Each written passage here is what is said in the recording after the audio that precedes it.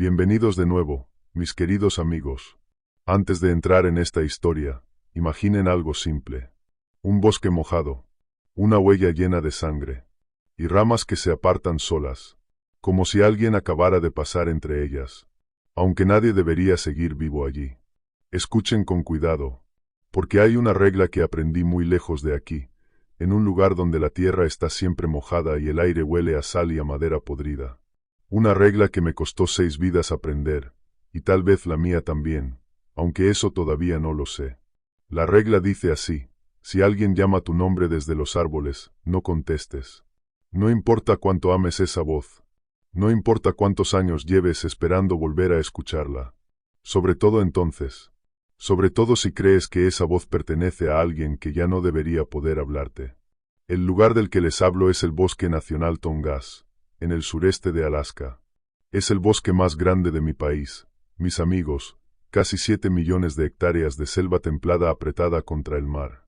Allí los cedros son tan viejos que ya eran árboles ancianos cuando ninguno de nuestros bisabuelos había nacido. Llueve casi todos los días del año. No una lluvia con truenos y relámpagos, no, una lluvia paciente, fina, que no termina nunca, que se mete debajo de la ropa y debajo de la piel y se queda. El suelo no es suelo, es una esponja negra de musgo y raíces y hojas que llevan siglos pudriéndose. Y entre los árboles, casi siempre, hay niebla. La niebla del Tongass no es como la niebla de las ciudades. No flota, se mueve.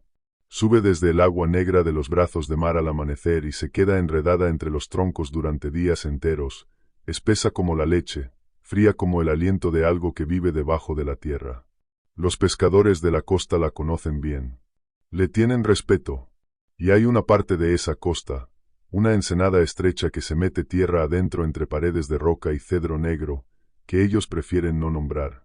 Cuando se ven obligados a hablar de ella, la llaman la ensenada que respira. Le dicen así porque la marea entra y sale por ese canal angosto con un sonido largo, hondo, húmedo, como un pecho enorme que se llena y se vacía. Suena como si la tierra durmiera y soñara. Suena, si quieren saber la verdad, como algo vivo. Yo entré a ese lugar con 6 personas. 6 personas buenas, valientes, que confiaron en mí porque ese era mi trabajo, entrar donde otros se pierden y sacarlos de allí. Éramos 7. Lo recuerdo perfectamente. Conté las cabezas yo mismo en el muelle, bajo la lluvia, antes de soltar amarras. 7. Y solo yo regresé. Esta es la parte más difícil de decir, así que voy a decirla rápido, como se arranca una venda de una herida que nunca cerró. No estoy del todo seguro de haber regresado. Algo volvió. Algo que tiene mi cara, mi voz, mis recuerdos, mis manos con sus cicatrices. Algo que está hablándoles ahora mismo. Pero hubo un momento, allá adentro, en el centro de toda esa niebla, en que dejé de saber dónde terminaba yo y dónde empezaba el bosque. Y desde ese momento, mis queridos amigos, hay noches en que despierto con barro debajo de las uñas y la boca llena de agua salada, y no tengo la menor idea de a dónde fui mientras dormía. Por eso grabo esto, por si la regla falla, por si alguno de ustedes, algún día, me escucha llamarlo desde la niebla. Empecemos por el principio. Empecemos por lo que dicen los papeles. La versión oficial es breve y razonable, como suelen serlo las mentiras que nos contamos para poder dormir. Según el informe, un grupo de investigación entró en la zona de la ensenada que respira a finales del otoño. Eran 7, 5 investigadores ambientales del estado y 2 guardabosques que los acompañaban como escolta. Estaban allí para documentar tala ilegal. Alguien estaba cortando cedros antiguos en una reserva protegida, sacando la madera por rutas viejas y olvidadas, y esos investigadores tenían las fotografías, los mapas, los números de los troncos marcados con pintura. Iban a entregar un expediente que valía millones y que mandaría a varias personas poderosas a la cárcel. El informe dice que el clima se volvió en su contra, que una tormenta cerró la costa, que sus radios fallaron por la humedad y la distancia, que el terreno, empapado por semanas de lluvia, cedió bajo sus pies, que hubo desprendimientos, que el grupo se separó en el pánico, que la marea hizo el resto. Mala suerte. Naturaleza. Una tragedia ordinaria en un lugar extraordinariamente cruel. El informe dice que cuando mi equipo de rescate entró a buscarlos, las mismas condiciones nos atraparon. Que perdimos a 6 personas por el mal tiempo, la mala visibilidad, los accidentes propios de un terreno que no perdona. Que yo sobreviví porque tuve suerte, porque conozco el monte, porque la marea me llevó hasta el mar abierto donde un barco pesquero me encontró medio muerto de frío. Eso es lo que dice el papel. Y casi todo en él es mentira. No mentiras grandes y obvias. Mentiras del tamaño correcto. Lo suficientemente verdaderas para que nadie pregunte más. Lo que el informe no menciona es esto. No menciona que la niebla hablaba. Que tenía voces. Que esas voces pertenecían a personas que llevaban años muertas, y que las usaba con una precisión que ninguna grabación, ningún recuerdo, debería permitir. No menciona que los senderos cambiaban. Que las marcas que hacíamos nosotros mismos para no perdernos amanecían en otro lugar, apuntando hacia adentro, siempre hacia adentro, llevándonos en círculos hacia el corazón de la ensenada como el agua que gira antes de caer por un desagüe. No menciona que los cuerpos estaban acomodados, no tirados, no caídos como cae la gente que muere de frío o de miedo. Acomodados, puestos, como si una mano enorme y paciente los hubiera colocado en una postura, los hubiera estudiado, los hubiera corregido un poco, buscando algo, practicando algo. Y no menciona, porque yo nunca lo conté, hasta ahora, que la última noche, antes del amanecer, vi salir de la niebla a un hombre que caminaba hacia mí con mi propio paso, que llevaba mi chaqueta, que tenía la cicatriz que tengo en la ceja izquierda, que me miró con mis ojos y abrió la boca, y de esa boca salió mi voz, diciéndome que me acercara, que ya casi estaba en casa. Pero estoy adelantándome. Perdónenme. Cuando uno carga algo tanto tiempo, las palabras salen desordenadas, como cosas que flotan a la deriva. Volvamos atrás. Volvamos al mensaje, porque todo empezó con un mensaje. El último contacto del grupo de investigación quedó grabado en la frecuencia del servicio forestal. Fueron pocas palabras, transmitidas entre montañas de estática, con una voz de mujer que sonaba tranquila y al mismo tiempo profundamente equivocada, como alguien que dice algo amable mientras una mano le aprieta la garganta. La mujer dio sus coordenadas. Dijo que la niebla había bajado y que llevaban 2 días sin poder moverse. Y luego, antes de que la señal muriera del todo, dijo una frase que yo escuché después decenas de veces, en grabaciones que me pasaron los investigadores, en la oscuridad de mi cuarto, hasta aprenderla de memoria como una oración que no quiero rezar. Dijo, no somos 7. Eso fue todo. No, somos 7. No, quedamos 6, o, perdimos a alguien. No somos 7. Como si negara un número que todos sabíamos que era correcto. Como si quisiera advertir algo que ya no podía nombrar. Como si la cuenta, allá adentro, hubiera dejado de tener sentido. Los técnicos pensaron que era el ruido, que había dicho otra cosa, que la humedad había deformado la grabación. Yo no lo creí entonces y no lo creo ahora. Esa mujer sabía exactamente cuántas bocas respiraban a su alrededor en la niebla. Por eso tenía tanto miedo. Porque la cuenta no daba. Porque entre ellos había algo más, o algo menos, o algo que ya no era ninguno de ellos. Cuando me mostraron esa grabación en la oficina del servicio forestal, con la lluvia golpeando los vidrios y el café frío entre mis manos, debí haber dicho que no. Tenía todos los motivos para decir que no. Conocía la reputación de esa costa. Había oído las historias. Y, sobre todo, sabía lo que pasa cuando un hombre como yo entra a un lugar así cargando lo que yo cargo. Porque yo ya había fallado una vez, mis amigos. Y esa es la herida desde la que les hablo. Hace muchos años, antes del Tongass, antes de todo esto, dirigí otra búsqueda. En otra montaña, en otro invierno. Buscábamos a un muchacho de 16 años llamado Owen, que se había separado de su familia durante una tormenta de nieve. Llevábamos horas barriendo la ladera cuando lo escuché. Su voz, llamándome, llamando a cualquiera, débil, traída por el viento desde algún lugar a mi derecha, monte abajo. La oí con total claridad. Habría jurado por mi vida que venía de allí. Y bajé.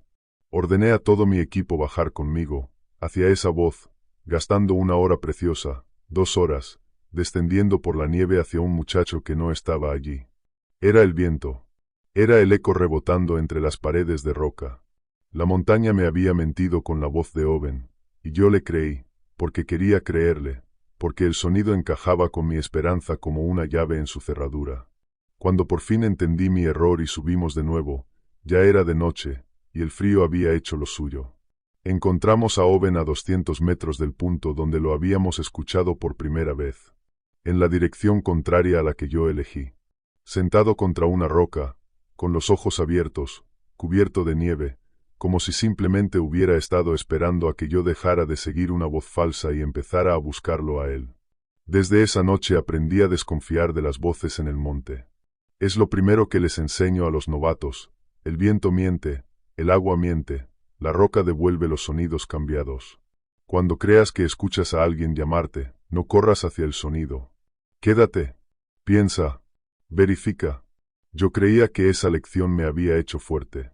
Creía que por eso, justamente, estaba listo para la ensenada que respira. Pensé, a mí no me va a engañar una voz. Yo ya pagué por esa lección con la vida de un muchacho.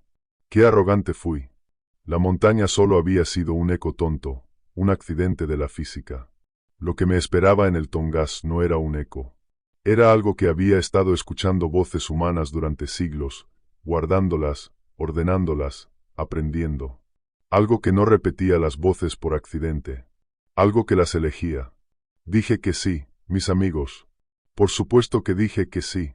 Un hombre con una culpa de mi tamaño no entra a un bosque a buscar a 7 desconocidos. Entra a buscar a Owen. Otra vez. Para siempre. Cada rescate es el mismo rescate. Y yo todavía estaba bajando esa ladera nevada, todavía siguiendo esa voz equivocada, y no lo iba a dejar de hacer hasta que el monte me tragara también a mí. Reuní a mi equipo. Déjenme presentárselos. Quiero que los conozcan como yo los conocí, vivos, antes de la niebla. Es lo único que todavía puedo darles. El primero fue Silas Boone, mi rastreador. Un hombre de pocas palabras, tan pocas que en una semana de trabajo podías escucharlo decir 20 frases y sentir que te había contado su vida entera. Silas leía el suelo como otros leen un periódico. Una rama quebrada, la dirección en que se doblaba la hierba, la profundidad de una pisada en el lodo, el modo en que un ciervo había rozado la corteza, todo eso le hablaba. Decía que el bosque siempre cuenta la verdad si uno sabe agacharse y mirar. Esa fe en el suelo, esa fe absoluta en las señales de la tierra, era lo mejor de él. Y, aunque entonces no lo sabía, iba a ser lo que lo matara. La segunda fue Mara Vale, nuestra médica de campo. Mara era la calma del grupo, la mano firme que te toma del brazo cuando todo tiembla. Tenía esa serenidad de quien ha visto sangre suficiente para no asustarse y suficiente bondad para no endurecerse. En casa la esperaba un hijo de 6 años, un niño llamado Theo, y Mara cargaba su foto en el bolsillo del pecho, sobre el corazón, envuelta en plástico para que la lluvia no la borrara. Cada noche, antes de dormir, sacaba esa foto y la miraba un momento, y luego la guardaba. Para acordarme de a qué vine y por qué tengo que volver, decía. Recuérdenlo, mis amigos. Recuerden al niño Theo. El bosque también lo recordó. El tercero fue Jona Pique, nuestro hombre de agua. Jona manejaba botes como otros manejan sus propias piernas. Conocía las mareas, las corrientes, el carácter de cada canal. Era el más ruidoso de todos, el que hacía chistes malos justo cuando el miedo apretaba, porque, decía, si te ríes el miedo no encuentra dónde agarrarse. Pero debajo de las bromas era el más supersticioso de nosotros.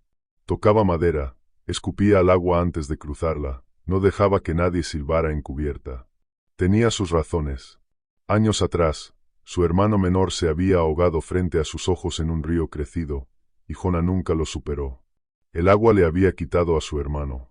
Por eso le hablaba con respeto, como se le habla a un animal grande que podría matarte.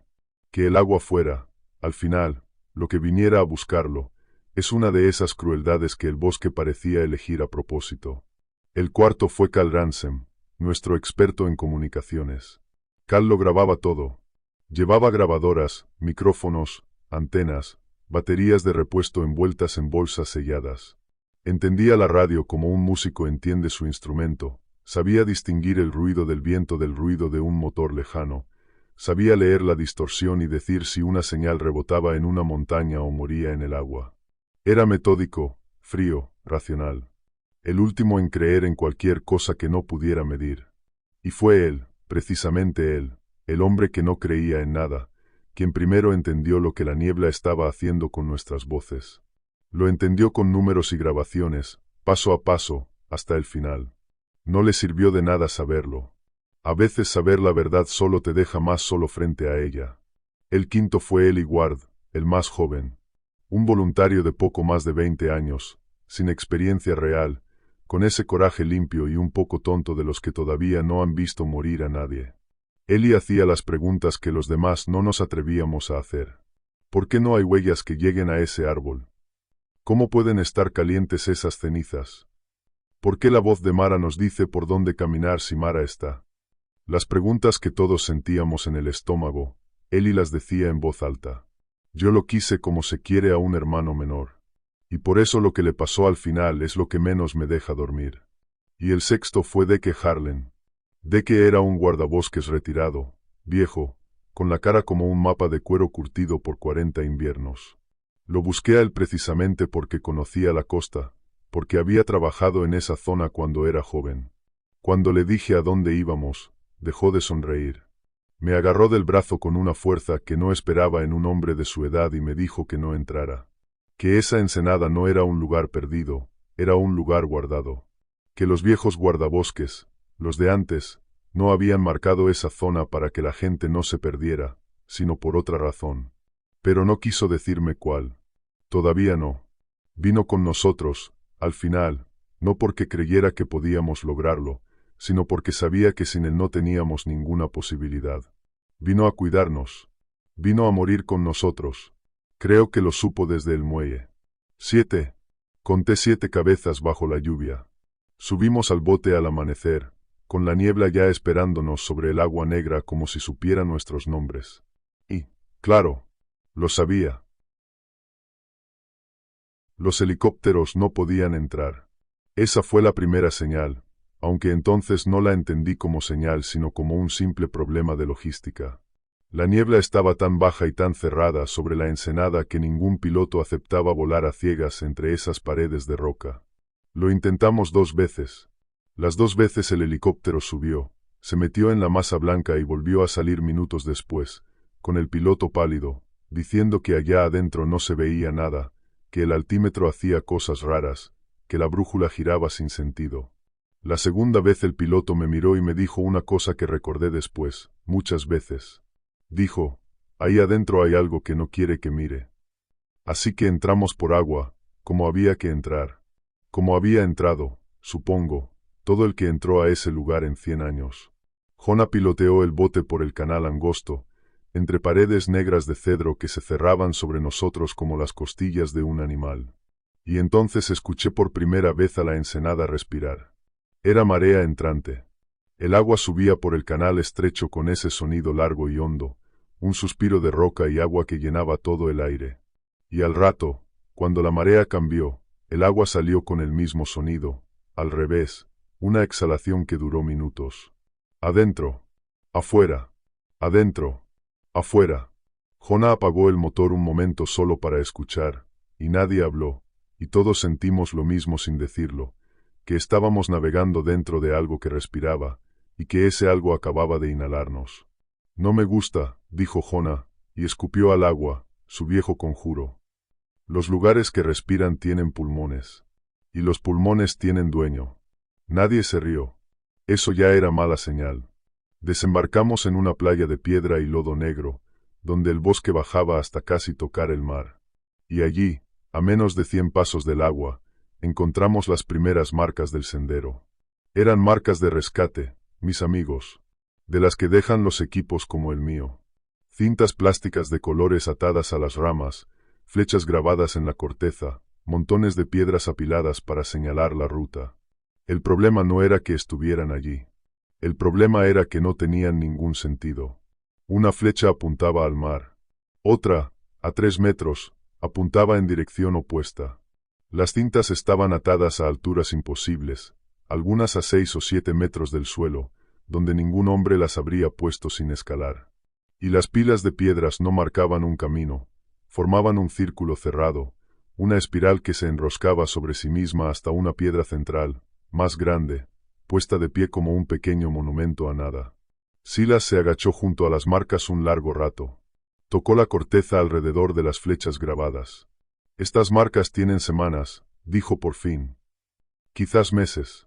La madera ya cicatrizó alrededor del corte. Hizo una pausa, y agregó algo que me erizó la piel. Pero la cinta plástica es nueva. No tiene ni un día de descolorida. Alguien ató cinta nueva a marcas viejas. Oh, se quedó callado. ¿O qué? Preguntó Eli. Silas no contestó. Se levantó y se limpió el lodo de las manos en el pantalón, y no volvió a hablar del tema. Pero yo lo conocía, y vi en su cara algo que nunca le había visto, la fe del rastreador, esa fe absoluta en que el suelo dice la verdad. Había recibido su primer golpe. Las marcas mentían. Y si las marcas podían mentir, ¿qué quedaba? Fue Cal quien encontró la cámara. Estaba a un costado del sendero, medio enterrada en el musgo, una cámara fotográfica robusta como las que usaban los investigadores para documentar la tala. Cal la levantó con cuidado, le sopló el agua, intentó encenderla. Nada. Le quitó la tapa del lente para limpiarlo. Y de adentro de la cámara salió lodo. No agua. No humedad. Lodo. Lodo negro y espeso, el mismo lodo de la playa, que salió por el hueco del lente como si la cámara hubiera estado enterrada y luego desenterrada, como si la hubieran rellenado por dentro. Cal la abrió por la parte de atrás. El compartimento de la batería, el espacio del rollo, los engranajes diminutos, todo estaba relleno de ese lodo negro, prensado, hasta el último milímetro. Como si el bosque hubiera querido entender que era esa caja que la gente apuntaba contra los árboles, y la hubiera llenado de sí mismo para sentirla por dentro. Es imposible, dijo Cal, con esa palabra de hombre racional que pronto iba a perder todo significado. El lodo no entra así. La carcasa estaba cerrada. El sello estaba puesto. El lodo no entra por un sello cerrado. Aquí sí, dijo Deke, en voz baja, y fue lo único que dijo en toda la mañana. Seguimos las marcas falsas porque no teníamos otra cosa que seguir, y porque el rastro de huellas que Silas finalmente encontró parecía conducir tierra adentro. Eran botas. Varias personas. Pisadas frescas en el lodo, nítidas, los dibujos de las suelas todavía claros. El grupo de investigación, o eso pensamos. La seguimos con el corazón un poco más liviano, porque las huellas son honestas, porque las huellas significan gente viva caminando. Las huellas nos llevaron media hora monte adentro, en fila, hacia un brazo de agua negra y quieta que se metía entre los cedros. Y allí, en la orilla, las huellas se detuvieron. No se desviaron. No volvieron sobre sus pasos. No entraban al agua, porque no había marcas de chapoteo, ni rastro en el barro del fondo que se veía claro bajo la superficie inmóvil. Simplemente, en una línea perfecta sobre la orilla, las pisadas terminaban. 7 personas habían caminado hasta ese punto, lado a lado, y desde ese punto ninguna había dado un paso más. Ni adelante, ni atrás, ni a los lados. Como si las hubieran levantado del suelo. Silas se quedó mirando esa línea de huellas que moría en el agua negra, y se quitó el gorro, despacio, como uno se descubre en un funeral. El suelo está mintiendo, dijo. Y esa fue la frase más larga y más terrible que le escuché decir en todo el viaje. Esa noche acampamos lo más lejos del agua que pudimos, y encendimos los radios. Habíamos llevado equipos buenos, los mejores que Cal había podido conseguir, con baterías selladas y antenas reforzadas. La idea era mantener contacto entre nosotros si nos separábamos, y con la base en la costa una vez al día. Pero en la ensenada que respira los radios no servían para hablar. Servían para escuchar. Al principio fue solo estática. La lluvia, pensamos, la humedad, las paredes de roca. Pero dentro de la estática había un ritmo. Cal fue el primero en notarlo. Subió el volumen, ladeó la cabeza, frunció el ceño. Y entonces todos lo oímos. Respiración. Alguien respiraba dentro de la radio. Una respiración lenta, profunda, húmeda, exactamente al ritmo de la marea que entraba y salía de la ensenada allá abajo en la oscuridad. Adentro, afuera, la radio respiraba con el bosque, o el bosque respiraba con la radio.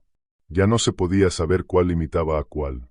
Es interferencia, dijo Cal, pero sus dedos temblaban un poco sobre las perillas. Algún patrón de viento que el micrófono confunde con. Y entonces la respiración paró, y una voz salió de la estática.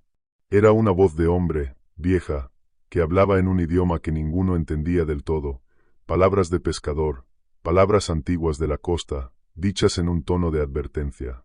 Después una voz de mujer, riéndose, una risa que se cortaba y volvía a empezar siempre en el mismo punto, como un disco rayado. Después un niño, llorando, muy lejos. Después un hombre repitiendo unas coordenadas una y otra vez, las mismas coordenadas, con la voz cada vez más cansada. Voces sobre voces sobre voces, capa tras capa, como si la radio estuviera sintonizando todas las frecuencias de todos los años a la vez. Apágala, dijo Mara, abrazándose las rodillas. Cal, por favor, apágala. Pero Cal no la apagó, porque Cal estaba escuchando, ya estaba escuchando con la atención de quien empieza a entender algo horrible, y porque yo tampoco le dije que la apagara. Porque entre todas esas voces, mis queridos amigos, yo acababa de escuchar una que conocía. Mi madre murió cuando yo tenía 9 años. Apenas recuerdo su cara, pero su voz no se me ha borrado nunca. Mi apellido, Croe, quiere decir cuervo, y ella, cuando yo era chico, me llamaba así, en broma, con ternura, Cuervito. Era un nombre que solo ella usaba. Nadie más en el mundo me llamó nunca de esa manera.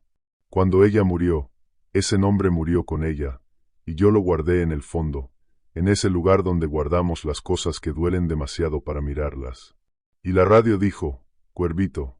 Lo dijo con su voz, no parecida a su voz. Su voz, la inflexión exacta, esa manera de alargar la primera sílaba, esa ternura cansada de las noches en que me arropaba. La radio respiró una vez, hondo, con la marea, y después, muy clara, muy cerca, dijo mi nombre secreto, el nombre de un niño de 9 años, el nombre que ningún ser vivo conocía. Cuervito, ¿dónde estás? Tengo frío. Apagué la radio yo mismo. Le arranqué la batería. Y me quedé sentado en la oscuridad, temblando, con la lluvia cayéndome encima, sintiendo como 50 años de hombre se me caían y por un segundo, un solo segundo, quise levantarme y caminar hacia el agua negra y decir, sí, mamá, aquí estoy, voy para allá. Esa fue la única noche que dormí en todo el viaje. No volvió a pasar. Al segundo día encontramos al primero de los muertos. Aunque, encontramos, no es la palabra justa. La palabra justa es que el bosque nos lo mostró.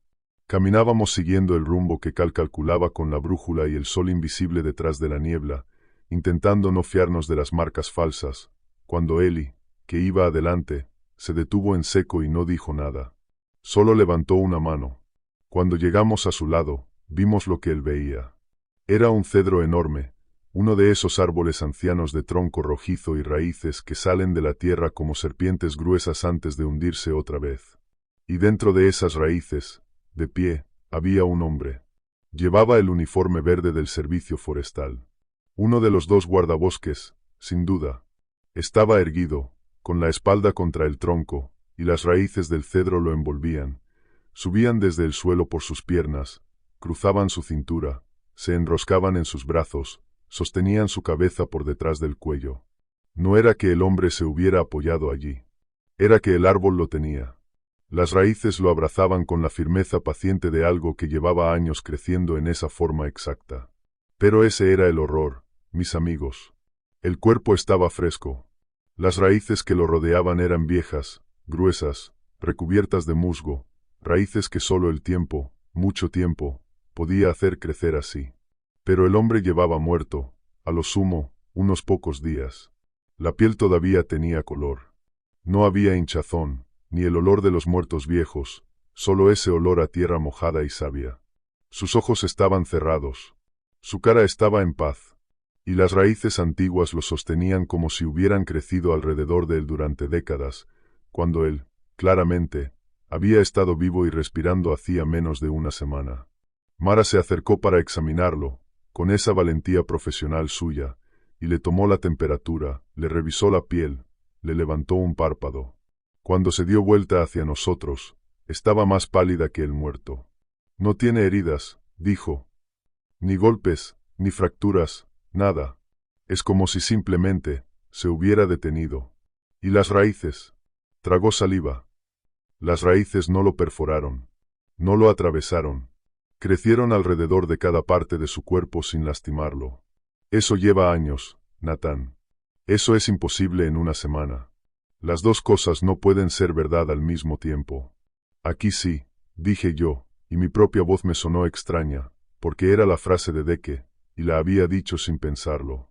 Fue entonces cuando Silas hizo su descubrimiento, y de todos los horrores de ese día, ese fue el que más me costó digerir. Silas dio la vuelta completa al árbol, despacio, con la cabeza baja, estudiando el suelo en un círculo amplio alrededor del cedro. Cuando terminó, se enderezó y nos miró a todos, uno por uno, y dijo: «No hay huellas». «¿Cómo que no hay huellas?», preguntó Eli, esa pregunta que todos teníamos atravesada en la garganta. «No hay huellas que lleguen hasta el árbol», repitió Silas, despacio, como si necesitara escucharse a sí mismo para creerlo. «El suelo está blando. El musgo guarda cualquier pisada. Si este hombre caminó hasta aquí, dejó marcas. Si lo arrastraron, dejó un surco. Si lo cargaron, hay pisadas más hondas, más juntas, de quien lleva un peso. No hay nada. El musgo alrededor de este árbol está intacto en un radio de 10 metros. Nadie llegó hasta aquí caminando. Ni él, ni quien lo puso». Hizo una pausa. «Llegó de otra manera». Nadie preguntó de qué otra manera. Algunas preguntas uno aprende a no hacerlas. Deke se acercó al árbol y se quedó mirando al guardabosques muerto con una expresión que no supe leer. No era miedo, exactamente. Era reconocimiento. Como quien vuelve a ver algo que esperaba no volver a ver nunca. «No corten las raíces», dijo de pronto, con una voz dura, urgente. «Escúchenme bien. No vamos a sacarlo. No lo vamos a tocar. No vamos a cortar ni una sola de esas raíces». «Deke, es un hombre», dijo Mara. «No podemos dejarlo así. Su familia no va a querer lo que saldría de ahí si cortamos», dijo Deke, y algo en su tono cerró la discusión. «Lo que sea que hizo esto, lo dejó así por una razón. Lo puso de pie, contra el árbol, mirando hacia adentro. Buscó la palabra, es un aviso. O una muestra, como cuando uno clava una cosa en la cerca para que los otros animales entiendan. No lo toquen. Y, por lo que más quieran, no le hablen. Marcamos el lugar en el mapa, rezamos cada uno a nuestra manera, y nos alejamos de aquel cedro y de su hombre dormido entre raíces que no podían existir. Esa noche acampamos a 1 kilómetro de allí, y nadie quiso encender los radios. Pero el silencio, en ese bosque, era peor. Porque en el silencio uno escucha el agua. Y esa noche, el agua llamó a Jonah. Yo dormía a medias, con la espalda contra una piedra y el cuchillo en la mano, cuando lo escuché levantarse. Jonah se movió despacio, con cuidado de no despertar a nadie, lo cual ya era extraño en un hombre tan ruidoso. Abrí un ojo. Lo vi de pie en el borde del campamento, dándome la espalda, mirando hacia la oscuridad donde estaba el brazo de agua negra. Tenía la cabeza ladeada, como quien escucha algo muy lejano y muy querido. «¿Jonah?», murmuré. No se dio vuelta, pero habló, en voz muy baja, no para mí, sino para la oscuridad. «¿Danny?», dijo. «Danny. El hermano de Jonah. El que se ahogó. El que el río se llevó hacía 20 años delante de sus ojos, cuando los dos eran apenas unos muchachos y Jonah no pudo alcanzar su mano a tiempo». «Jonah, no», dije, y me incorporé. «Esa no es la voz de Danny. Tú sabes que no puede ser. Jonah, mírame». Y entonces él se dio vuelta, y por un instante, a la luz mínima de las brasas, vi su cara, y nunca la voy a olvidar. No tenía miedo. Tenía paz. Tenía la cara de un hombre que ha cargado una culpa durante 20 años y a quien acaban de decirle que lo perdonan. Tenía la cara que yo, Dios me ayude, debí tener cuando la radio dijo Cuervito. Está vivo, Natán, me dijo Jona, sonriendo, con los ojos llenos de lágrimas. Esta vez sí alcancé a oírlo a tiempo. Esta vez voy a llegar. Me levanté para detenerlo. Lo juro por lo poco que me queda de alma, me levanté. Pero el bosque, esa noche, hizo algo que haría muchas veces después. Puso niebla entre nosotros. En un parpadeo, una pared de bruma fría bajó entre Jona y yo, y cuando di 3 pasos hacia donde él estaba, ya no estaba. Solo había niebla, y agua negra más allá, y, muy lejos, perdiéndose, el sonido de los pasos de Jona caminando hacia un hermano que llevaba 2 décadas en el fondo de un río a 1000 kilómetros de allí. Lo llamamos toda la noche. Encendimos los radios, contra toda prudencia, gritamos su nombre en la frecuencia, barrimos la orilla con las linternas. La niebla se tragó cada grito. Y desde algún lugar de esa niebla, 2 veces, escuchamos la risa de Jona. Una risa alegre, despreocupada, la risa de un hombre que ha encontrado a su hermano. Venía de la derecha. Después venía de la izquierda. Después de arriba, de las copas de los árboles, donde ningún hombre podía estar. El bosque ya tenía su risa. La estaba probando. Encontramos a Jona con la marea baja, a media mañana, en un banco de lodo que la ensenada deja al descubierto cuando el agua se retira. Eli lo vio primero, y esta vez sí gritó, un grito corto que se cortó solo, porque hay cosas que el aire no quiere cargar. El banco era una planicie de barro negro, brillante, que se extendía entre el bosque y el agua, sembrado de conchas y madera que la marea había escupido durante siglos. Y en el centro de esa planicie estaba Jona, medio enterrado, acostado boca arriba con el barro hasta la cintura, como si la tierra lo hubiera estado tragando despacio y se hubiera detenido a la mitad. Sus brazos estaban cruzados sobre el pecho, no caídos, cruzados, acomodados, y sobre cada uno de sus ojos cerrados había una concha. 2 conchas blancas, perfectas, idénticas, puestas con cuidado, como monedas sobre los ojos de un muerto antiguo. Mara llegó hasta el primero, abriéndose paso por el lodo que le succionaba las botas, y se arrodilló a su lado. Le quitó las conchas con dedos temblorosos. Le buscó el pulso. Negó con la cabeza. Y entonces le abrió la boca para revisar las vías respiratorias, por puro reflejo, por puro instinto de médica, y de la boca de Jona salió agua. Agua de mar. Salía a borbotones, llenándole la boca, derramándose por las comisuras, como si tuviera el mar entero adentro. Jona estaba ahogado.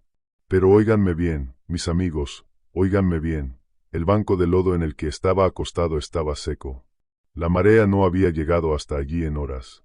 El barro alrededor de su cabeza estaba firme, agrietado por el aire, sin una gota. No había agua a 30 metros a la redonda.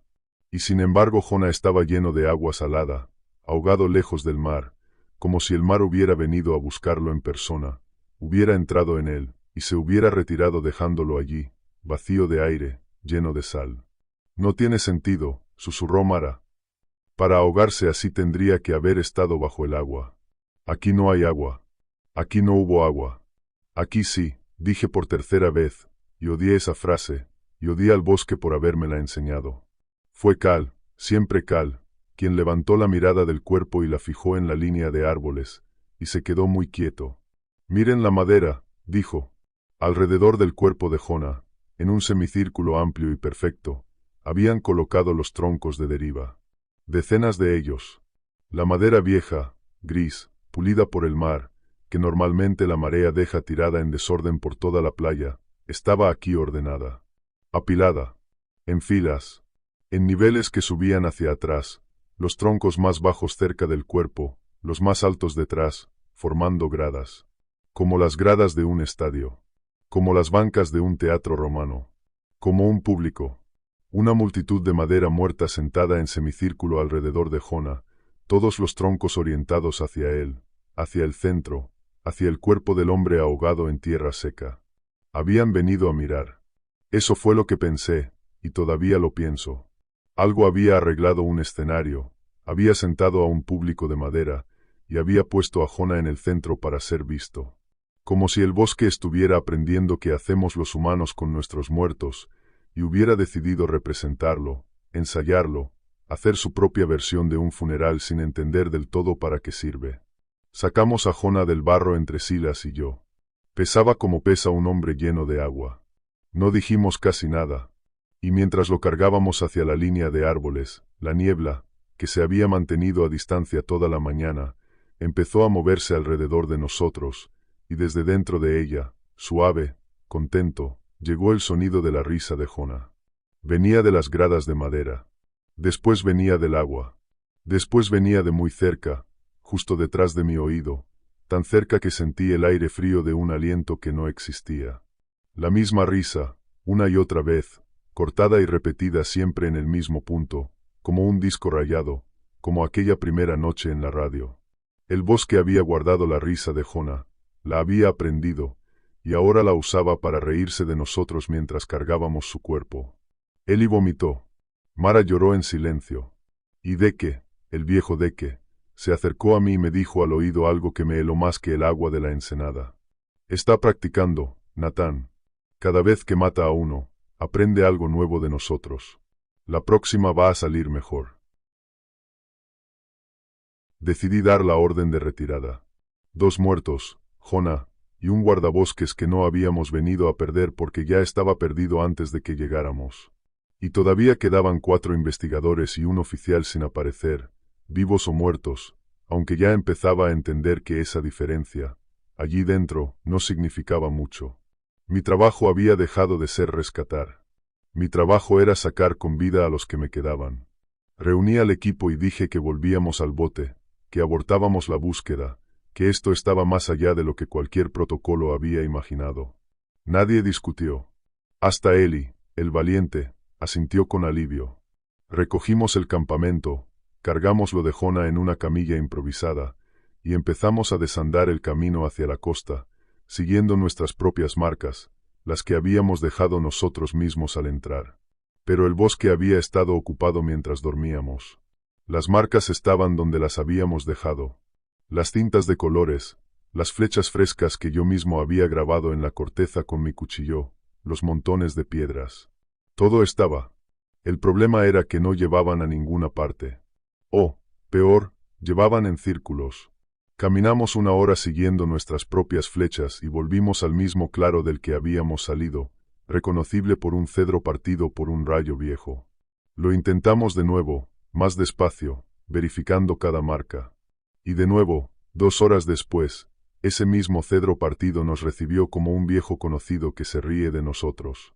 Esto no es posible, dijo Cal, y miró la brújula, y la sacudió, y la volvió a mirar. La brújula dice que vamos al oeste. Hacia la costa. Pero el sol levantó la cara hacia la niebla, donde apenas se adivinaba una mancha más clara. El sol está mal. Si vamos al oeste, el sol tendría que estar detrás. Está adelante. O la brújula miente, o el sol miente, o nosotros estamos caminando en una dirección que no existe. Silas se agachó y tocó nuestras propias huellas del día anterior. Las siguió con el dedo.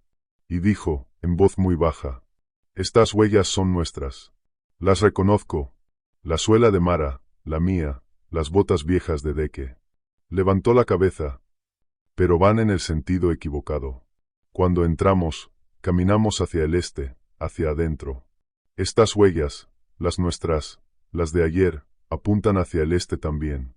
Las dos, la de ida y la de vuelta, apuntan al mismo lado. Alguien dio vuelta a nuestras propias huellas mientras dormíamos.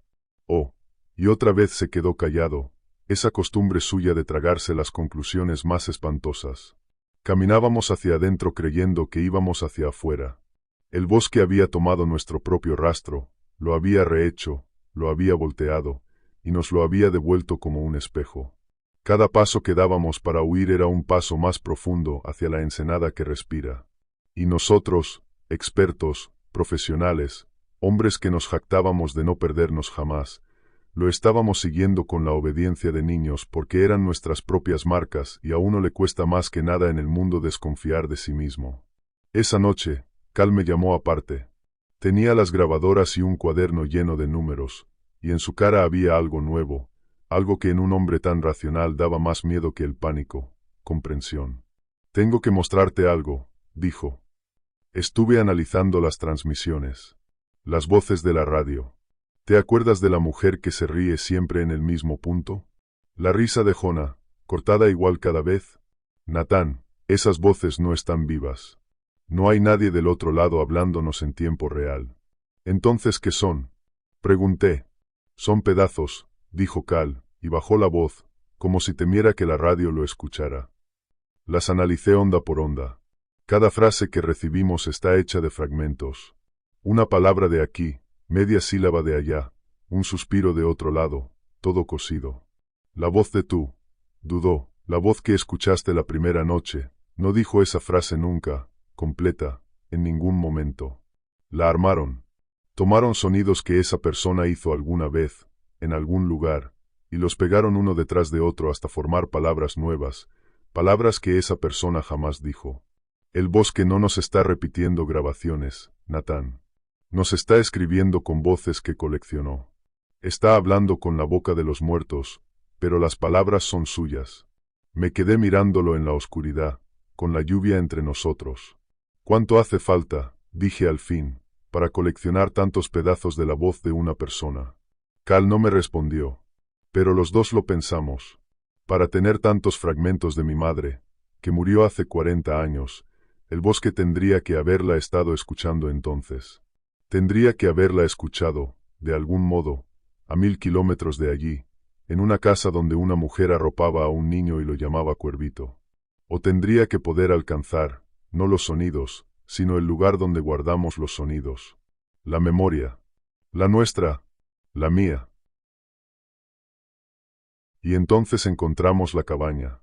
Apareció entre la niebla como aparecen las cosas en ese bosque, de golpe, donde un momento antes no había nada.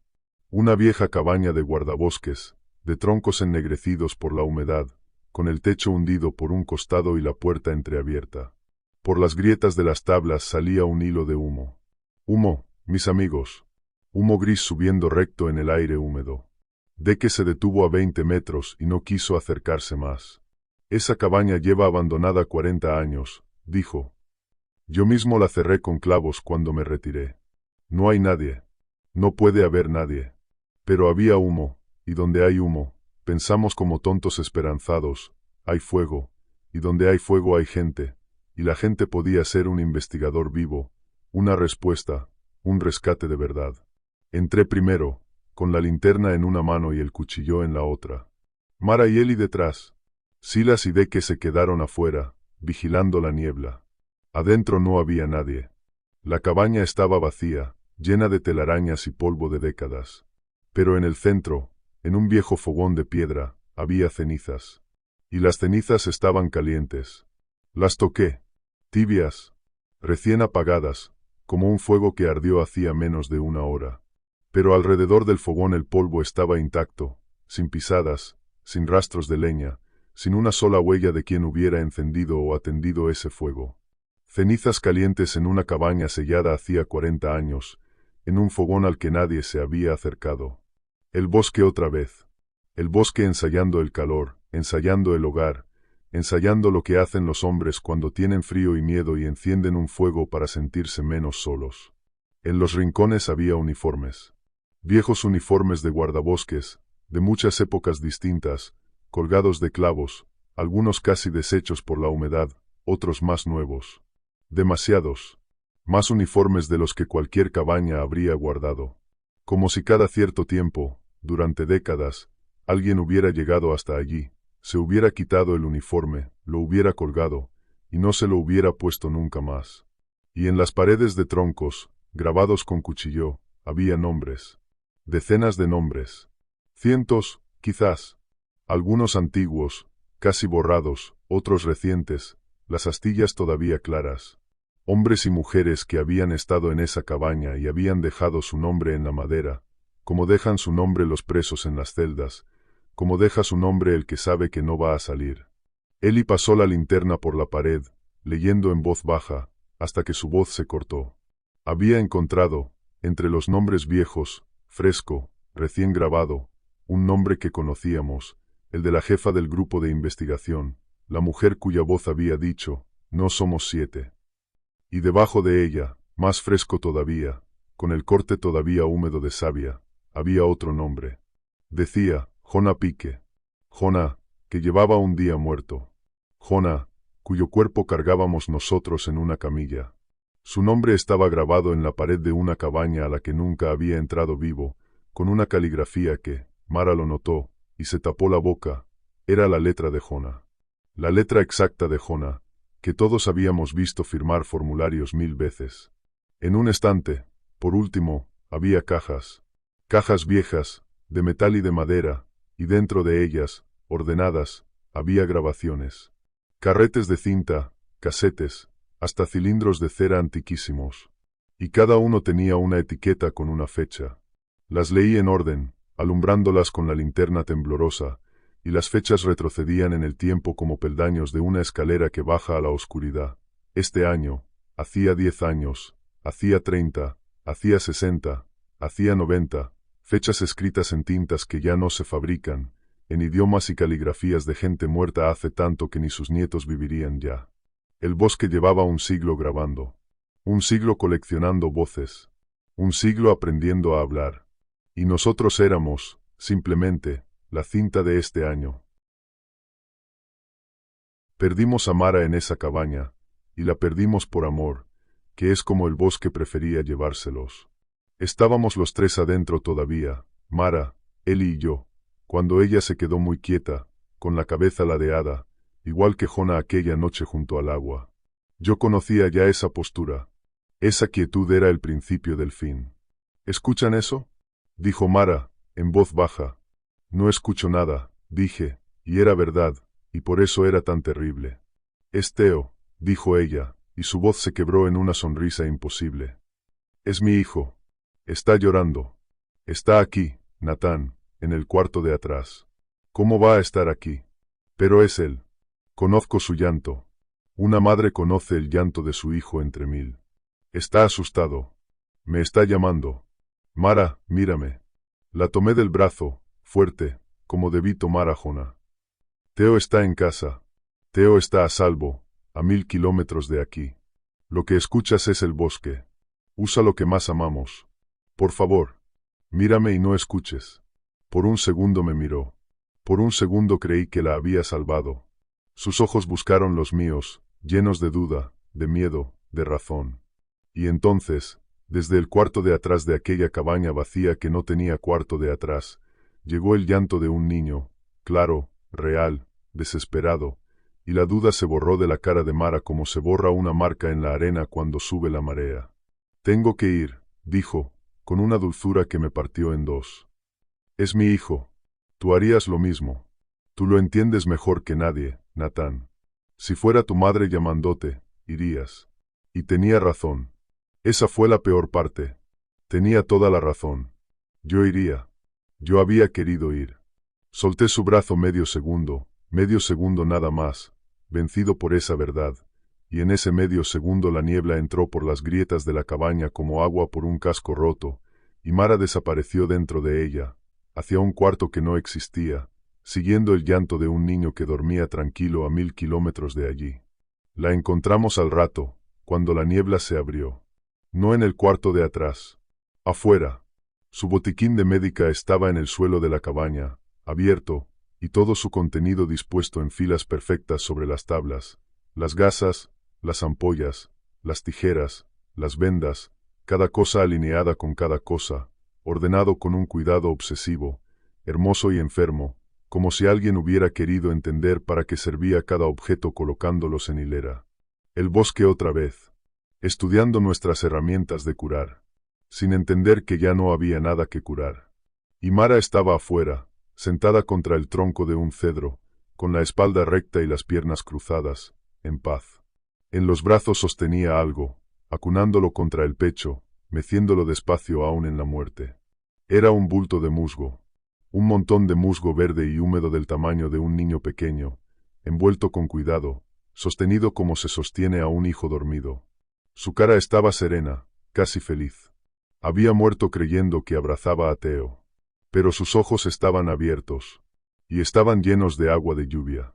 Hasta el borde, sin derramarse, dos pequeños estanques quietos donde se reflejaba la niebla gris de arriba. La lluvia le había llenado los ojos abiertos como llena los huecos de las piedras, despacio, gota a gota, durante el rato en que estuvo allí sentada, mirando al cielo, viendo a su hijo que no existía. La foto de Theo seguía en el bolsillo de su pecho, sobre el corazón, envuelta en plástico, intacta. No tuvimos tiempo de llorarla, porque esa misma tarde, mientras buscábamos por dónde seguir, la niebla empezó a hablar otra vez. Y ahora hablaba con la voz de Mara. Por aquí, decía la voz de Mara, dulce, serena, su voz de tomarte del brazo cuando todo tiembla, saliendo de entre los árboles a nuestra derecha. Es seguro por aquí. Vengan. Encontré el camino.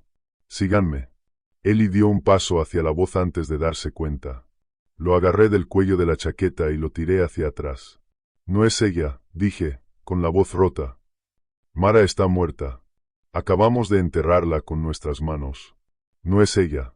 Es el bosque, que ya aprendió a usarla. Y caminamos en la dirección exactamente contraria a la que indicaba la voz de Mara. Porque esa fue la única regla que nos quedaba, mis amigos, la única brújula que el bosque no había podido voltear. Si una voz que amas te dice por dónde ir, ve por el otro lado. Aunque te equivoques, aunque te pierdas, ve por el otro lado. Silas no aguantó más. La voz de Mara guiándonos quebró algo en él, esa fe suya en que el mundo se podía leer, en que las señales eran honestas. Esa noche me dijo que no confiaba ni en los mapas, ni en la brújula, ni en las voces, ni en nada que pasara por nuestros oídos o por nuestros instrumentos. Solo confiaba en una cosa, en el suelo, en las señales de la tierra, en lo que un rastreador sabe leer con las manos y las rodillas. El bosque puede mentir con la voz, dijo. Puede mentir con las marcas que hacemos nosotros, pero no puede mentir con el suelo mismo. Una rama rota está rota. Una huella de animal es de un animal. Voy a sacarnos de aquí leyendo la tierra, Natán. Como hace 1000 años. Como antes de las radios y los mapas. Le creí. Quise creerle. Quería tanto que algo todavía fuera verdad. Al amanecer, Silas encontró un rastro. Huellas humanas, viejas pero claras, varias personas, que se internaban hacia el norte entre los cedros. Ramas quebradas a la altura del hombro, como las quiebra la gente al pasar. Pisadas en el musgo. Hasta el rastro de un ciervo cruzando, señal de que era un paso natural, transitado, vivo. Es el grupo de investigación, dijo, con una emoción que no le había escuchado nunca. Los que faltan. Este rastro es real, Natán. Lo siento en las manos. Voy a seguirlo. Lo que Silas no podía aceptar, lo que su orgullo de rastreador no lo dejaba ver, era que el bosque había estado estudiándolo al igual que estudió la cámara, el botiquín, el fuego. Había aprendido que buscaba Silas. Había aprendido a hacer señales en el suelo. Ramas rotas falsas. Huellas falsas, prensadas con algo que tenía forma de bota pero no era una bota. Rastros de ciervo donde no había pasado ningún ciervo. El bosque le tendió a Silas el único cebo que Silas mordería. Un rastro perfecto, un rastro de manual, el rastro que un rastreador querría encontrar. Silas siguió las falsas señales más rápido de lo que pudimos seguirlo a él, y lo perdimos de vista en la niebla. Lo encontramos 1 hora después, en una arboleda que ninguno de nosotros olvidará. Eran cedros jóvenes, altos y delgados, y estaban inclinados. Todos hacia adentro. Inclinados hacia el centro de la arboleda como si una mano los hubiera doblado, formando una cúpula, una jaula de troncos vivos. Y mientras los mirábamos, la niebla se espesó, y los árboles se movieron. Los vi moverse, mis amigos. Se inclinaron un poco más, todos a la vez, despacio, crujiendo, cerrándose, como dedos de una mano enorme que se cierra muy lentamente. Cuando la niebla se aclaraba, volvían a su sitio. Cuando bajaba, se doblaban hacia adentro. El bosque respiraba con los árboles igual que respiraba con la marea y con la radio. Y en el centro de esa jaula estaba Silas. Estaba suspendido en el aire, a 2 metros del suelo, sostenido por raíces. Raíces que habían salido de la tierra y de los troncos inclinados y se habían enredado en sus brazos, sus piernas, su cuello, su torso, sosteniéndolo colgado de 1000 hilos leñosos, con los brazos abiertos, la cabeza caída hacia un lado. Pero la postura estaba mal. Estaba ensayada y mal, como un dibujo hecho por alguien que nunca vio lo que dibuja. Un brazo demasiado alto, una pierna doblada en un ángulo que ningún hombre dobla, el cuello torcido de una manera que copiaba la muerte sin entenderla. El bosque había intentado colgar a un hombre. Había intentado aprender cómo cuelga un humano, cómo cae el peso, cómo se rinde el cuerpo. Y le había salido casi bien. Casi. Lo suficiente para que entendiéramos que estaba practicando. Está aprendiendo a hacernos, dijo Eli, con la voz blanca. ¿Verdad, Nathan? No nos está matando nada más. Nos está estudiando. Como se estudia para una prueba. No le contesté. Pero Deke sí. El viejo Deke, que había estado callado tanto tiempo, miró el cuerpo de Silas colgado de raíces y dijo, por fin, lo que sabía. Lo que había venido sabiendo desde el muelle. Es hora de que les cuente, dijo, porque los viejos guardabosques cercaron este lugar. Y no fue para mantener afuera a la gente. Nos sentamos esa noche bajo una lona, los 4 que quedábamos, Nathan, Eli, Cal y Deke, y el viejo nos contó la historia mientras la lluvia caía y la ensenada respiraba en la oscuridad. La ensenada que respira fue, hace mucho, una ruta secreta, dijo Deke. Una boca de mar escondida, sin nombre en los mapas oficiales, que se mete tierra adentro hasta donde nadie va. Por aquí sacaban madera robada. Cedros antiguos, de los protegidos, cortados de noche y bajados por el agua hasta barcos que esperaban en la costa. Y no solo madera. Por aquí pasaba todo lo que no debía pasar. Contrabando. Hombres huyendo de la ley. Cosas y personas que entraban y nunca volvían a salir, y a nadie le extrañaba, porque nadie sabía siquiera que habían entrado. Hizo una pausa, y la brasa de su pipa apagada brilló un instante con la humedad. La gente empezó a desaparecer. No los contrabandistas nada más. Cualquiera que entrara. Cazadores. Pescadores que buscaban refugio de una tormenta. Guardabosques jóvenes en patrulla. Entraban 7 y volvían 6. O entraban 6 y volvía uno solo diciendo cosas raras, hablando con voces que no eran la suya, llamando a gente muerta. Y a veces, lo peor de todo, volvían todos. Volvían los 7.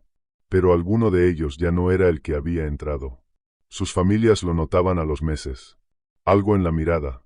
Algo en cómo te decían tu nombre.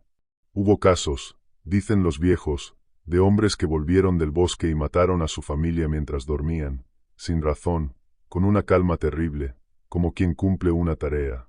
¿Y qué hicieron?, preguntó Eli, abrazándose las rodillas. Los guardabosques viejos, los de hace 100 años, los que todavía creían en cosas que nosotros dejamos de creer, intentaron cerrarlo, dijo Deke. Pero no se puede cerrar una boca de mar con un muro. Así que hicieron lo único que se podía hacer, marcaron un límite. Una frontera alrededor del corazón de la ensenada. La marcaron con estacas de cedro negro, cedro quemado y tratado de una manera que ya nadie recuerda, clavadas a distancias exactas. Y entre estaca y estaca tendieron alambre de cobre. Kilómetros de alambre de cobre, enterrado y colgado, rodeando toda la zona. El cobre, murmuró Cal, el hombre de la radio. El cobre conduce. El cobre interfiere con las señales. Con las ondas. No sé de ondas, dijo Deke. Pero los viejos sabían que el cobre y el cedro negro lo molestaban. Que no le gustaban. Que cerca del alambre las voces se debilitaban, los caminos se quedaban quietos, la niebla no podía pensar tan claro.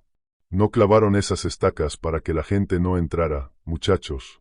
Pusieron el aviso, sí, calaveras y señales para asustar a los curiosos.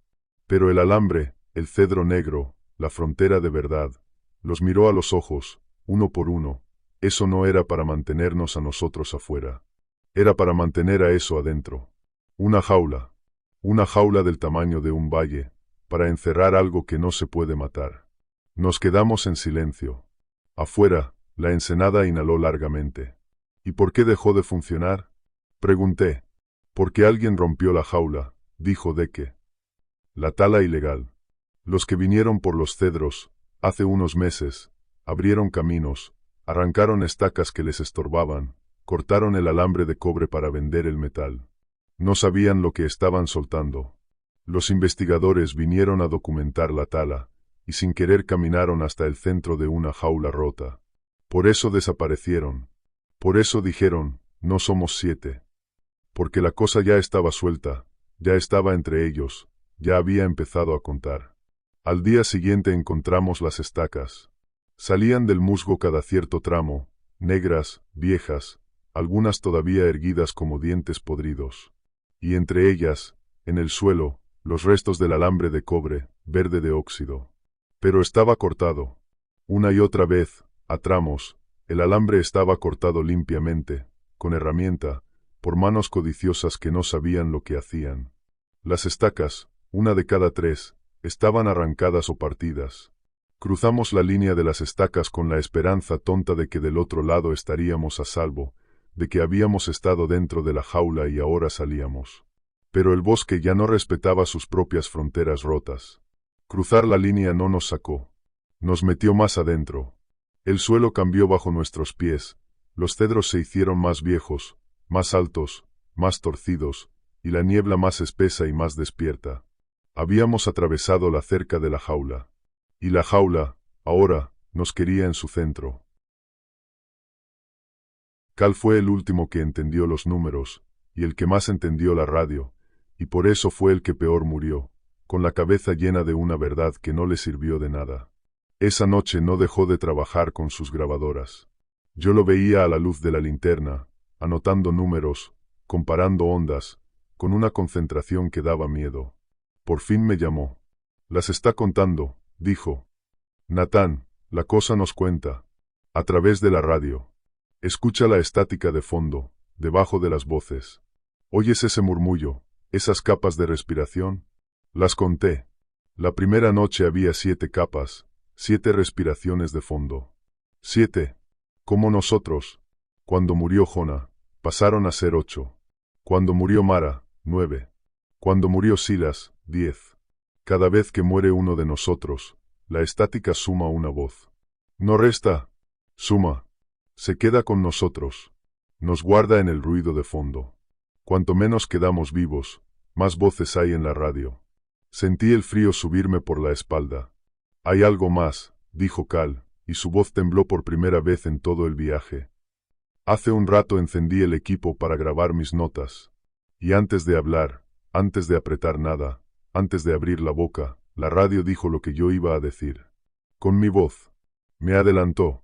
Dijo mi frase medio segundo antes que yo. Como si ya supiera lo que voy a decir. Como si ya me hubiera guardado. Entero. No supe qué responderle.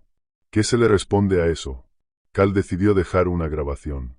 Un mensaje, dijo, para quien encontrara la cinta si nosotros no salíamos. Una advertencia. Habló largo rato al micrófono, con calma, contando todo, las estacas, el cobre, la jaula rota, la cosa que cuenta y colecciona voces, las reglas para sobrevivir. Yo lo escuché grabar. Sé lo que dijo, palabra por palabra, porque estaba sentado a su lado. Luego rebobinó la cinta para verificar que se hubiera grabado bien. Y la reprodujo. Y la cinta tenía su voz, sí. Pero no decía lo que él había dicho. Decía otras cosas. La voz de Cal, su voz exacta, hablaba en la grabación de cosas que él nunca había mencionado, nombres de gente que no conocíamos, fechas, instrucciones para llegar más adentro en lugar de salir, y una frase que repitió 3 veces, despacio, dulce, en su propia voz, ven al centro, ya casi estamos completos, solo faltas tú. Cal jamás dijo eso frente al micrófono. Lo escuché grabar. Dijo otra cosa. La cinta guardó palabras que él nunca pronunció. A la mañana siguiente, Cal escuchó una señal. Una señal de radio limpia, fuerte, distinta de todo lo demás, que venía del norte. Una baliza, dijo, una baliza de emergencia, alguien pidiendo auxilio o una torre de comunicaciones todavía activa. Sus ojos se encendieron con esa esperanza profesional, esa fe en su propio oficio, igual que Silas con el rastro falso.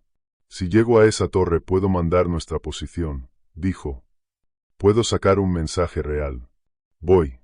Lo seguimos lo más rápido que pudimos, pero la señal lo llamaba a él, no a nosotros, y él iba como hipnotizado, con el receptor pegado a la oreja, persiguiendo un sonido que solo él escuchaba con claridad. Llegamos detrás de él a un claro donde había, en efecto, una vieja torre de comunicaciones. Pero estaba caída, derrumbada hacía décadas, un esqueleto de metal oxidado tirado entre el musgo, con sus cables tendidos por el suelo como raíces muertas. Cal estaba en medio de los cables.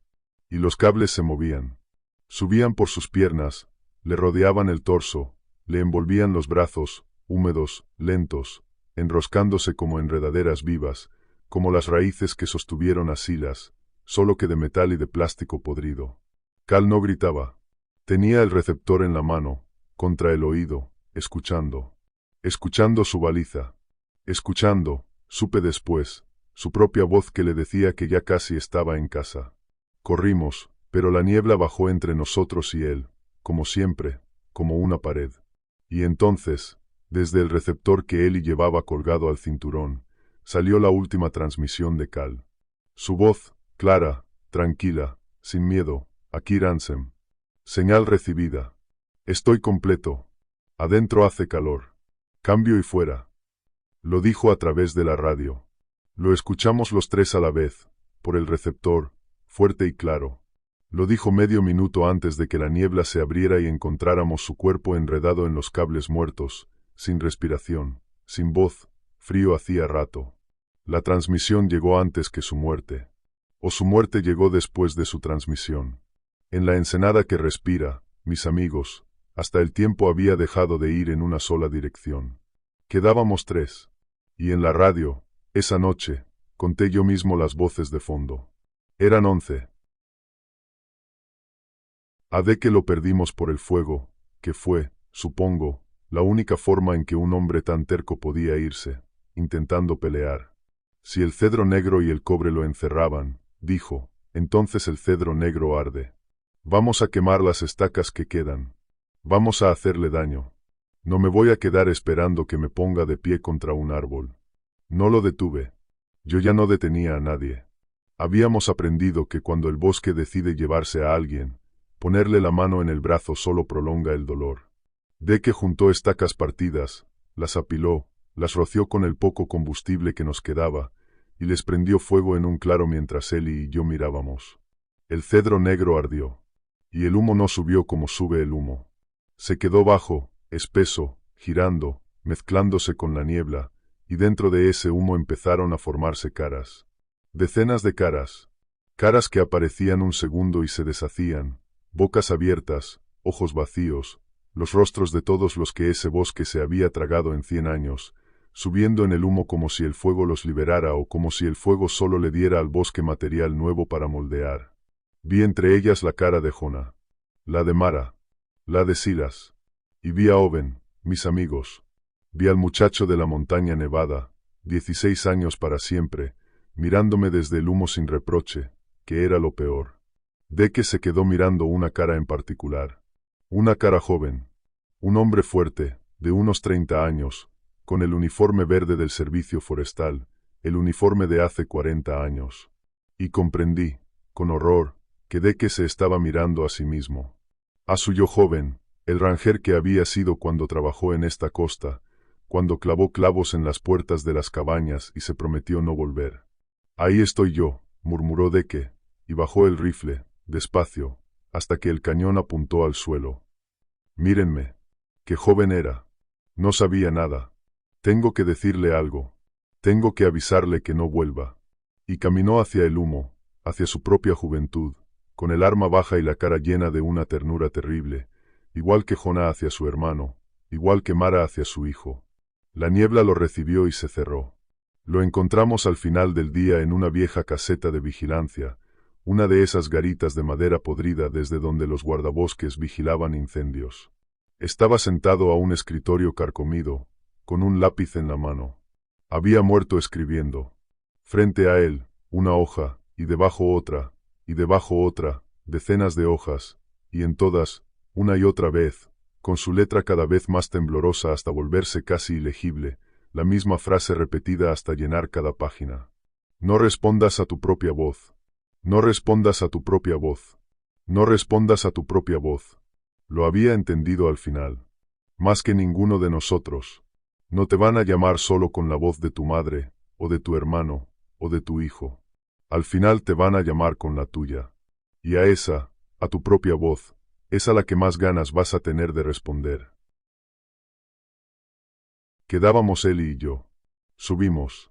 Era lo único que nos quedaba, subir, alejarnos del agua, llegar a la vieja estación de guardabosques que, según los mapas de Deke, estaba en lo alto de la montaña, sobre la ensenada. Si había un lugar elevado, pensé, un lugar lejos del agua negra, quizás la niebla no llegara, quizás los radios funcionaran, quizás. La estación estaba allí, en la cima, una construcción de troncos más grande que las cabañas, con ventanas y un techo aún entero. Y tenía la luz encendida. Una luz amarilla, cálida, salía por las ventanas hacia la niebla. Después de 40 años de abandono, después de todo, una luz encendida. Eli me miró, y yo le devolví la mirada, y los dos sabíamos que esa luz no significaba rescate. Pero subimos los últimos metros y entramos, porque ya no había hacia dónde más ir, porque el bosque nos había llevado, paso a paso, exactamente hasta esa puerta. Adentro hacía calor. Había una lámpara encendida sobre una mesa larga. Y sobre la mesa, extendidos, había mapas. Eran mapas de la ensenada. Pero no eran mapas comunes. Era nuestra ruta, toda, desde la playa donde desembarcamos, marcada con tinta, hasta esa misma estación en la cima. Cada lugar donde habíamos acampado. Cada lugar donde había muerto uno de nosotros, marcado con una cruz. El cedro de las raíces. El banco de lodo. La cabaña. La arboleda inclinada. La torre caída. La caseta de vigilancia. Todo trazado de antemano, con una caligrafía antigua, paciente, en un mapa que tenía años de hecho. El bosque había dibujado nuestro viaje antes de que lo camináramos. Cada decisión que creímos tomar, cada giro, cada huida, estaba ya marcada en ese papel viejo. Nunca tuvimos un camino. Solo seguimos el que ya estaba escrito. Y de cada cruz salía un hilo. Hilo rojo, de coser, tendido sobre el mapa, conectando cada muerte con la siguiente, en orden, como las venas de un cuerpo o las cuerdas de un instrumento. Jona amara así la sacala de que. Los hilos rojos seguían vivos, sin cortar, esperando. Y junto a los lugares, había nombres escritos. Los de los 7 investigadores y oficiales perdidos. Y, al lado de cada uno, emparejado, como en 2 columnas, el nombre de uno de nosotros. La jefa de los investigadores junto a Mara. Un oficial junto a Silas. Otro junto a Jona. Emparejados. Reemplazados. Una columna de los que entraron primero, y otra de los que entramos a buscarlos, unidos uno a uno por el hilo rojo, como si fuéramos el mismo grupo repetido, la misma cinta grabada otra vez encima de la anterior. Y al final de las 2 columnas, debajo del nombre de Eli, debajo del mío, quedaba un solo espacio en blanco. Un renglón vacío. Esperando un nombre. Fue Eli, el más joven, el que hacía las preguntas que nadie quería hacer, quien dijo en voz alta la última y peor de todas.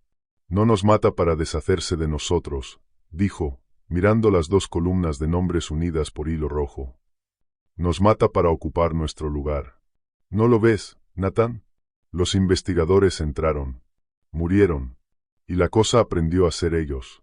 Por eso el mensaje, no somos 7, ya no eran ellos mismos cuando lo dijeron.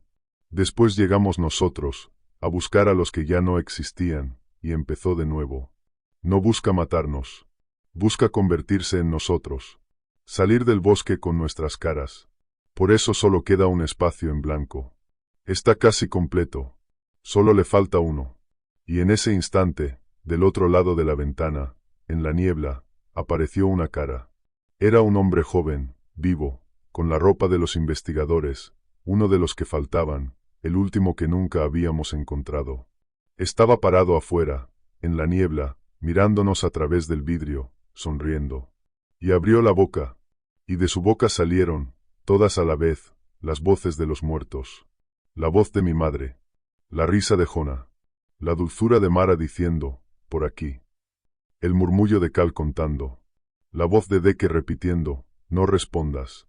Todas juntas, en un solo coro imposible saliendo de una sola garganta viva, llamándonos al centro, donde ya casi estaban completos. No lo mires, le dije a Eli. No lo escuches. Es la última prueba. Pero entonces Eli se puso rígido. Su cara cambió. Miró hacia la puerta. Es tu voz, Natán, susurró. Me estás llamando desde afuera. Te oigo. Estás afuera, llamándome por mi nombre, diciéndome que corra, que tú me sacas, que tienes el bote. Eli, estoy aquí, dije, y le tomé la cara con las dos manos, y lo obligué a mirarme a los ojos. Estoy aquí, a tu lado, mírame, soy yo, estoy adentro contigo. Esa voz no es mía. Yo no estoy afuera. No respondas. No respondas a tu propia voz que no es tuya.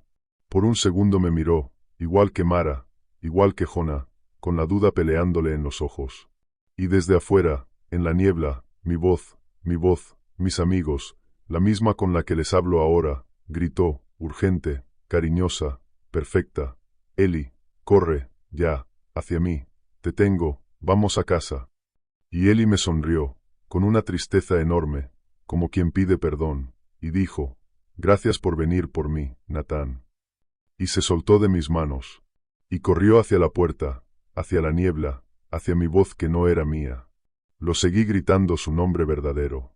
Corrí tras él dentro de la niebla, hacia el sonido de mis propios gritos llamándolo, persiguiendo mi propia voz que se reía y se alejaba. Y cuando la niebla por fin se abrió, no había nada. No había Eli. No había puerta. No había estación. Solo, clavada en una estaca de cedro negro, de las viejas, de las que encierran, colgaba la chaqueta de Eli. Vacía. Meciéndose un poco, aunque no había viento. Como una bandera. Como una piel que algo se había quitado al terminar de aprender lo que necesitaba.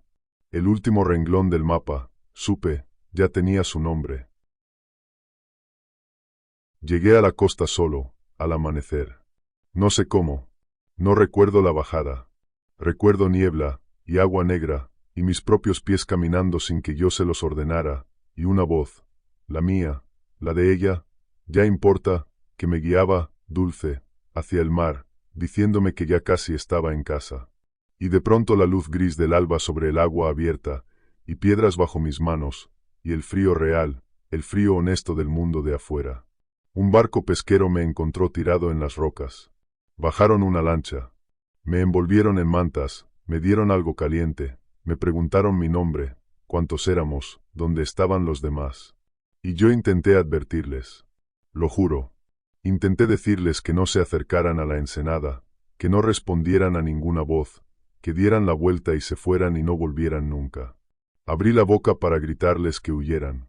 Pero antes de que mi voz saliera, mi voz ya estaba sonando. Detrás de mí. Desde la niebla, sobre el agua, donde no había nadie. Mi voz, idéntica, llamando a los pescadores con calma y cariño. Vengan, acérquense, hay más sobrevivientes. Vengan hacia la niebla, los estamos esperando, ya casi estamos completos. Los pescadores miraron hacia la niebla. Miraron hacia mí. Y por un instante, en sus ojos, vi la pregunta que no se atrevían a hacer. ¿Cuál de las dos voces era la verdadera? ¿Cuál de los dos Natán debían creer? Por suerte para ellos, le tuvieron miedo a las dos, y arrancaron el motor, y nos llevaron lejos de allí mar adentro, hacia el mundo, sin acercarse a la niebla ni un metro más. Eso fue hace muchos años, mis queridos amigos. Ahora vivo lejos de la costa, tierra adentro, donde no hay mar ni mareas. Tengo una vida tranquila. La gente me dice que tuve suerte, que soy el sobreviviente, el que volvió. Asienten con respeto. No saben que hay mañanas en que despierto con barro negro debajo de las uñas. Barro de bosque. Y no hay bosque en kilómetros a la redonda. No saben que a veces, al despertar, tengo la boca llena de agua salada, salada como la ensenada que respira, y la escupo en el lavabo y me quedo mirándola sin entender a dónde voy mientras duermo, qué camino recorro de noche, a quién voy a ver. Y no saben lo de los radios. Tengo viejos equipos de radio en un cuarto, recuerdos de mi oficio. No están conectados. No tienen baterías. Les quité hasta los cables. Y sin embargo, algunas noches, suenan. Estática primero. Después respiración, lenta, húmeda, con el ritmo de una marea que está a 1000 kilómetros. Y después las voces. La risa de Jonah. Mara diciendo, por aquí. Deke repitiendo su frase. Cal contando. Y, debajo de todas, cada vez más cerca, mi madre, llamándome cuervito, diciéndome que tiene frío, preguntándome dónde estoy. Conté las voces de fondo la última vez. Eran 13. Una por cada uno de los que dejé allá. Y una más, que no sé de quién es, que respira al mismo ritmo que respiro yo cuando grabo esto. Por eso grabé esta confesión. No para que me crean. No para que me perdonen. No hay perdón para el que siguió, una vez más, una voz equivocada por una ladera, y volvió cuando otros 6 no volvieron. La grabé como una advertencia, que es lo único que sé hacer, lo único que he sabido hacer siempre. Avisar, marcar el camino, decir por aquí no, por aquí sí. Así que escúchenme bien, ahora que llegamos al final. Si algún día se pierden en un bosque mojado y antiguo, y la niebla baja, y alguien que aman los llama por su nombre desde los árboles, recuerden la regla. No respondan. Y si esa voz llega a ser la de ustedes mismos, menos todavía. Y hay una última cosa, la más importante. Para ustedes, que han escuchado mi voz toda la noche, que ya la conocen, que la reconocerían en cualquier parte. Si alguna vez la escuchan llamándolos desde la niebla, mi voz, esta, la que les habla ahora, pidiéndoles que se acerquen, diciéndoles que está bien, que vengan, que ya casi están en casa. No vengan a buscarme. Yo ya regresé una vez. Y no estoy del todo seguro de qué fue lo que volvió.